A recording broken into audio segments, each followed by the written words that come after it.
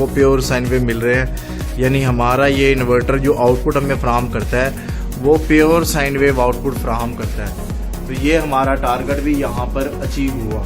और चौथे नंबर पर इस इन्वर्टर में हमें जो फ्यूचर देखने को मिलता है वो बिल्ट इन वाईफाई का है। तो इसके बारे में थोड़ा सा एक्सप्लेन कर दीजिएगा कि ये जो बिल्ट इन वाईफाई होता है ये क्या होता है। देखिए, इसमें बाज़ ये होता है कि हम इन्वर्टर परचेज करते हैं तो हमें वाईफाई डिवाइस अलग से लेनी पड़ती है। अक्सर ऐसे होता है। IP21 में, IP65 में 60 आता है वाईफाई डिवाइस।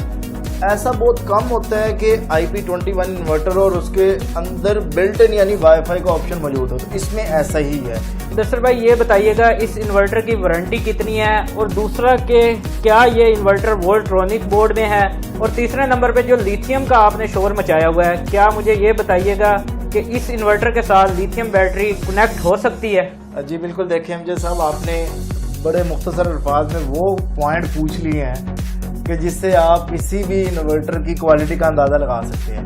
अब वारंटी की बात की जाए, 7 साल इसकी वारंटी है, 2 साल कंप्लीट है और 5 साल जो वो सर्विस की है।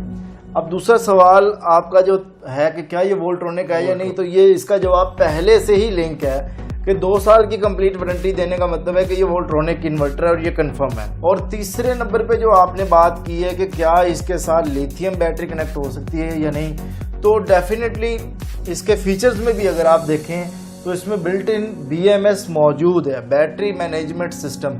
अब आसान अल्फाज में ऐसे है कि जिस इन्वर्टर के साथ BMS मौजूद है उसके साथ आप लिथियम बैटरी लगा सकते, बशर्ते कि जो लिथियम बैटरी आप लगा रहे हैं वो वोल्ट्रॉनिक इन्वर्टर के साथ कंपैटिबल है या नहीं है, क्योंकि ये भी मामला सामने आ रहे हैं ना।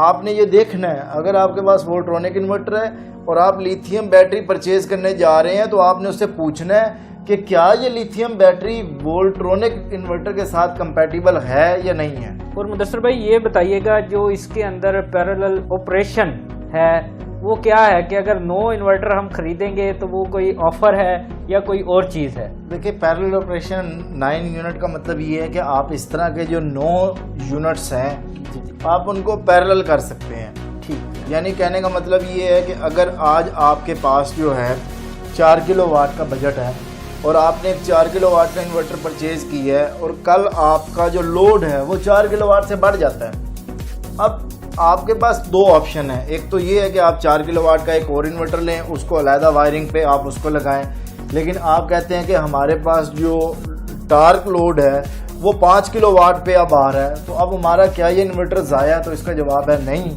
आप इन 2 इन्वर्टर को जब पैरेलल करेंगे तो वो आपका 8 किलोवाट का इन्वर्टर बन जाएगा, तो वो टार्क भी उसी हिसाब से जो है वो बेयर करेगा।